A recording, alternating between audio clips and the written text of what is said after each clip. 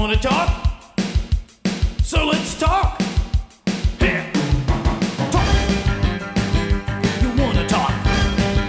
You gotta talk, you need to talk. News talk. I talk, you talk to Solomon. I talk, you talk to Solomon. Yeah, let's talk to Solomon. Talk to Solomon. You gotta talk, you wanna talk. Welcome back to Talk to Solomon.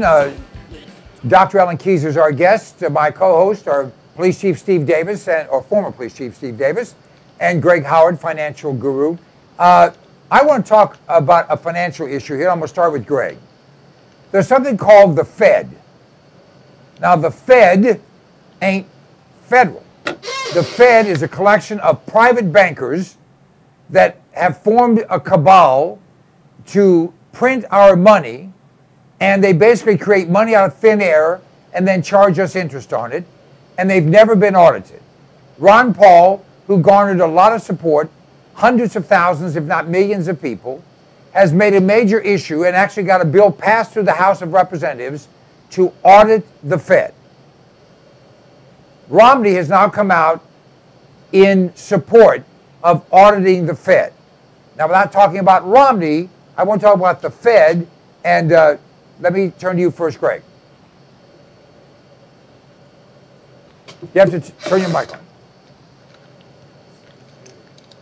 Federal Reserve, first of all, is not part of the federal government. That may be a surprise to one or two people joining the show, but most of the people watching this show are better informed than the average person.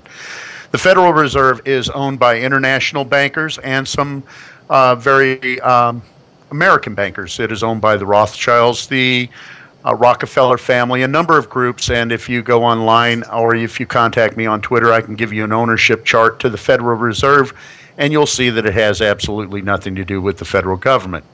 The Federal Reserve has been accused of having about $8 trillion missing. $8 trillion. There is a move afoot to audit the Fed. Ron Paul has been spearheading this. Ryan has supported this back in 2010. And I think it's high time we did audit the Fed, because there is a great deal of things that the Fed is doing that is beyond its basic mandate. Its original mandate was to create a stable currency and to manage inflation. They have gone well beyond that. They are now buying stocks. They are now manipulating currency, and they are now manipulating the stock market. As a result, everything that is going on economically can be traced back to the Federal Reserve, which is unelected, unaccountable, and is operating completely without any form of transparency whatsoever. So as a result, the call has been made to audit them. Of course, they're screaming that this is not the right thing to do because they want to remain independent, and the minute they start being audited, it will affect their independence. This doesn't pass the smell test, of course. There is nothing that auditing them will do that will affect their independence. It will simply tell us whether or not they're really missing $8 trillion of money, where it is gone, and what is going on behind the scenes. What do they have on their books? What have they been doing during all this quantitative easing? And what are they doing actually that has been manipulating the markets that is affecting the net worths of millions of Americans? Dr. Keyes. Well, Stan, so what crossed my mind as you were mentioning the Fed was a story I just read yesterday. Got an email about it today from the Rutherford Institute. Former Marine named Rao, who has now was arrested and is, even as we speak, apparently under an order that's going to put him in a psychiatric ward of a hospital. He was under psychiatric evaluation for what he posted on his Facebook page. And I went and looked at the posting that was included all these offensive things, and it was, you know, kind of a standard grassroots posting that was raising questions about the corruption in the government and the spending and so on, and specifically raised the issue of the Federal Reserve, expressed, I think, an accurate understanding of what it was about, and so forth. And this was part of the list of things that gets him carted off to be psychiatrically evaluated. And it crossed my mind, Stan, because I think that one of the key components of what is now destroying the liberty of the American people is the Federal Reserve. It is also a key institution for implementing Keynesian socialism, right? That is to say, the centralized control of the income and the flows of resources of the American people. Based upon, by the way, the fact that income tax combined with the Federal Reserve, that money is actually used. They say it's privately owned, which is true, but that doesn't mean it's privately capitalized, y'all. Because a lot of the capitalization is actually due to the fact that the government puts the tax money in there. You know, that banks live on money that's deposited in their accounts, and so forth and so on. It's really a great scheme if you could get to live on the profits of money that you have to invest that comes directly out of the public coffers, right? But you get to keep all the profits. That would be a wonderful thing, don't you think? Yeah, what a racket. And the Federal Reserve is a version of this racket. In addition to which, it has the enormous power that we've been hearing about. Because these are the folks who, on account of the creation of credit right out of thin air, right? They can create deposits and they can create resources that are then going to be available to be loaned here and there. They're going to sell instruments. They're going to buy up government securities with money that they just created yesterday. This is a beautiful racket. And all of it gives them then the power to choke and otherwise affect the flow of capital through the channels of our economic life. That's an enormously powerful institution whose power is ultimately derived from the wealth created by the work of the American people. And yet neither the benefits nor the control of that is actually subject to the say of the institutions based upon the representative sovereignty of the American people. And the auditing of the Fed is one of the few signs of life and hope that I think I've seen in recent years. The proposal to do so that actually suggests, oh, wait a minute, we're going to remember that what's being used and abused in this system ultimately depends on the productive life and product of the American people, and that therefore it should be properly overseen by their elected representatives. I actually have for a long time been an advocate, however, of going further than that. I think that the whole approach to banking represented by the Federal Reserve is wrong. That in point of fact, we need to revamp the banking system in order to return to a system of financial institutions that's actually rooted in and subject to the conditions that prevail in the states and regions and localities of this country, rather than being dictated by what amounts to a cabal of international bankers. I think this is all wrong, and it's part of the implementation of socialism that began wholesale, of course, in the 1930s, during the course of which, the 30s, we saw essentially the destruction of a lot of the regional-based banking system in America, and the delivery of the product of the American people into the hands of this banking structure. Final point. Not only are we talking here about, I think, an aspect of Keynesian socialism, but we're also talking about something that has an effect on the corporate and other structures in American life, because the big banking system of this centralized, consolidated sort then finds it most easy to recreate and work with entities that are also consolidated. And so the idea of a country that's based upon family farms and individual enterprise, small and medium businesses, all of this kind of thing, where you have the real entrepreneurship that sits at the cutting edge, creating jobs and all, this banking system actually doesn't like that. And so more and more and more, it pushes the country in the direction of a big government working with big corporations that then come to a point, and I think that's the point represented now by what's going on in our country, when they consolidate control of our government institutions to such a degree that they kill self-government, kill real representation, and destroy our whole way of life. And I sadly think that's what's going on, Stan. Well, I don't think you're alone in that thought process, Chief. Pretty simple to me. Audit the Fed, get our money back, shut them down. Well, we could go even further.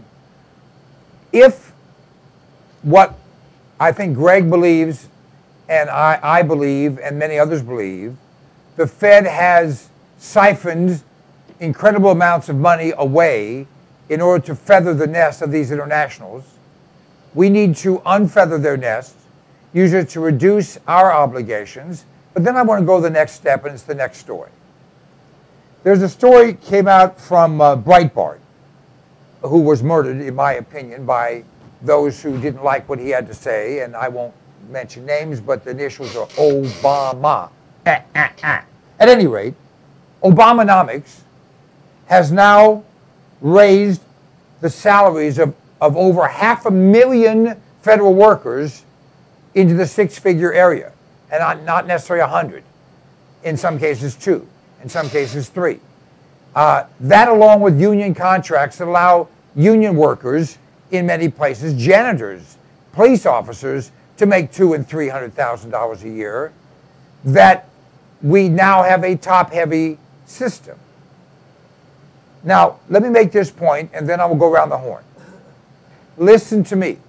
If you don't give a crap about anything I've ever said, that's certainly your right.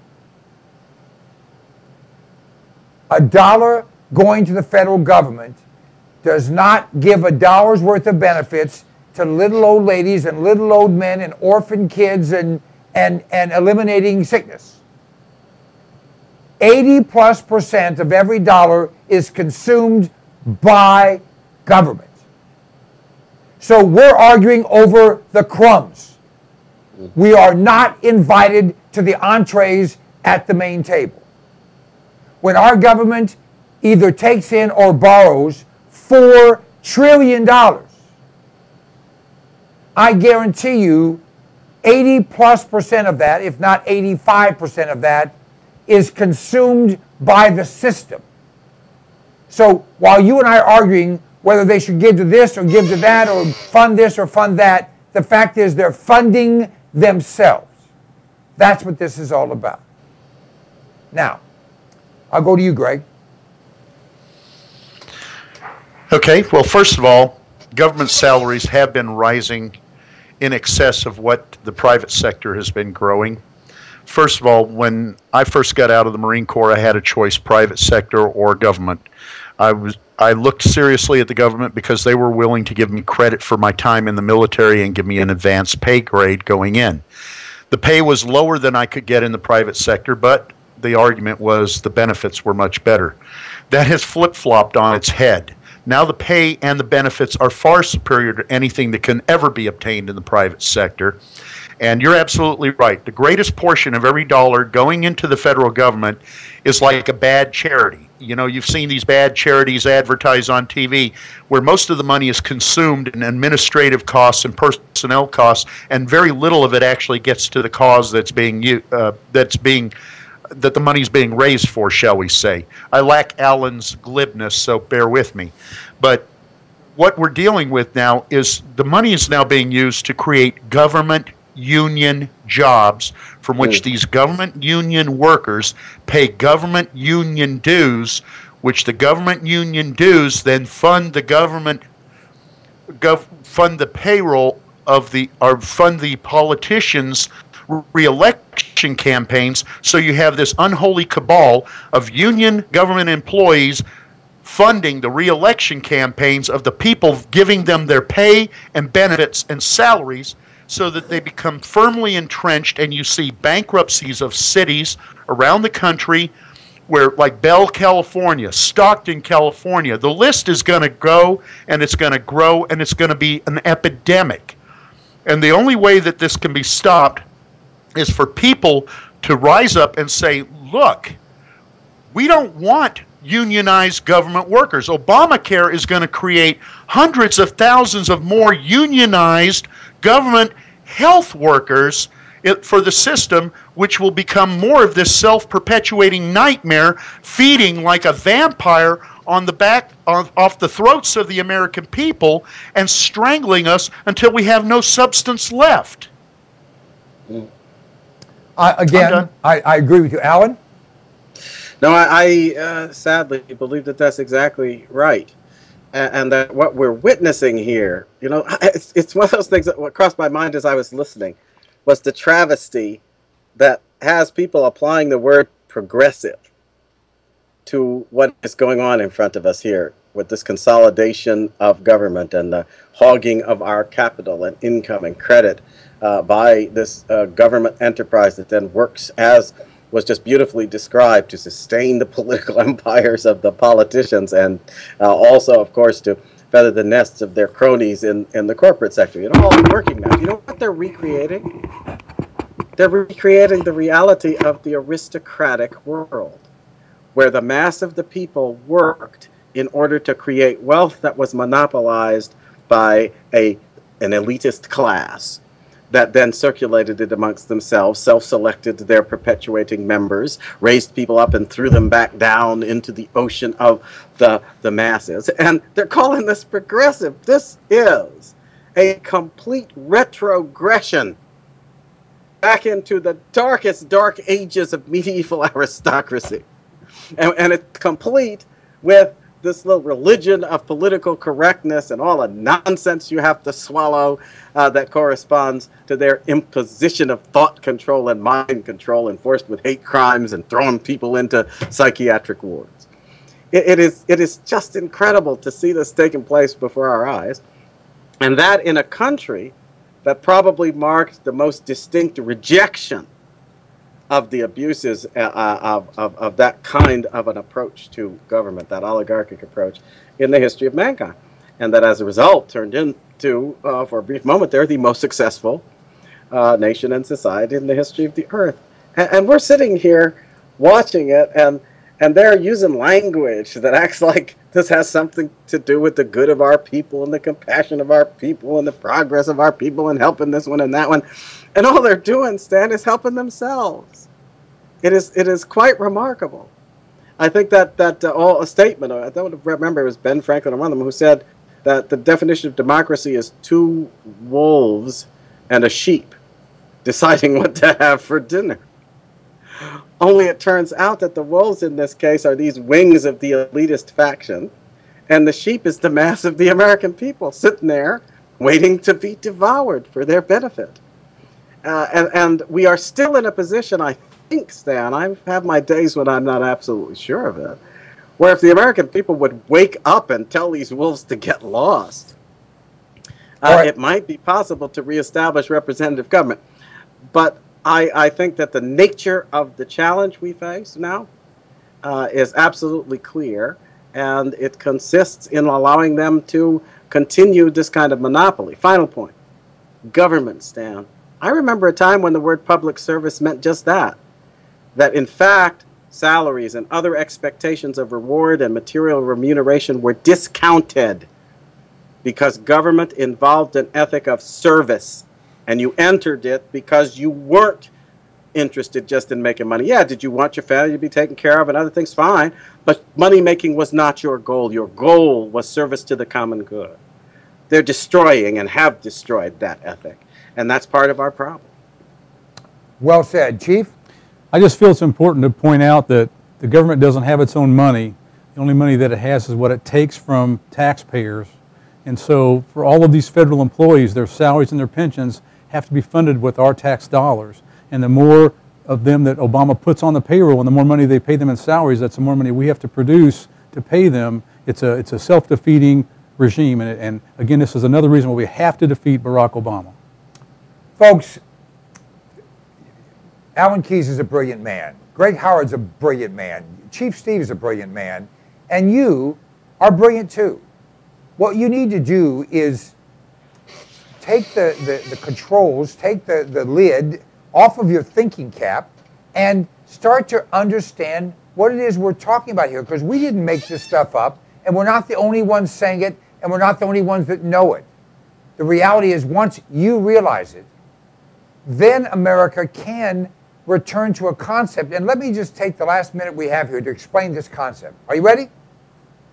For the first time in the history of the world, the founding fathers and mothers of this country said, unlike any other country, everyone that has an I and a Q, and there are a few out there that don't, knows there's a creator. This didn't all happen by accident. And God has all the power. God grants that power in every society in the history of the world to some sovereign, a king, an emperor, a queen, a dictator, whoever the hell it was.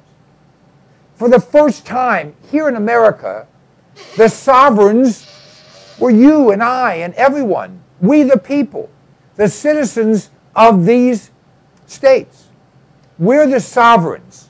The idea of sovereign citizen doesn't mean you're not under anyone. It means, in fact, you're over every servant in the public sector. You're the sovereign. We're equal sovereigns. We don't have one king or one queen. We have 100 million or 300 million or whatever the number is, sovereigns in this country. God gives some power, a little bit, mostly he keeps, and how he empowers us is with what Alan has said. Life, liberty, and the pursuit of happiness, of stuff, of things, of whatever, objectives. We don't get that from government. We empower government. We empower government. And when we let, whether it's a Republican, a Democrat, an independent, a yay or a who, when we let them somehow sell us that government is giving us, stop them. Stop. Government doesn't give you anything. You give to government. You give to government. The collective you. If we can come to that realization and change this paradigm, this country will once again be that golden city on the hill, that objective, that dream of every person on the earth. And we can't let anyone, whoever they are, whatever they say, take that away. All right. Well, one quick round as we say goodnight. Dr. Keys. Just amen, Stan. Let that stand. Well, thank you. Greg. I can't add to it. We are the sovereigns. And I would add only one thing. Hard times are coming, and I would ask you to pray as if it's all in God's hands, and do it as if it all becomes to you. And if you have extra in your means, please put aside extra for those who do not. There may come a time when you'll need it. Chief? Quick congratulations to Darla Moore and Condoleezza Rice as the first women admitted to the Augusta National Golf Club. I'm sure they'll make great additions to their private club, and good luck. If you need a playing partner, I'm always available. Good night, America. Good night, Dr. Keys. Good night, Greg. Good night, Chief. We appreciate your time.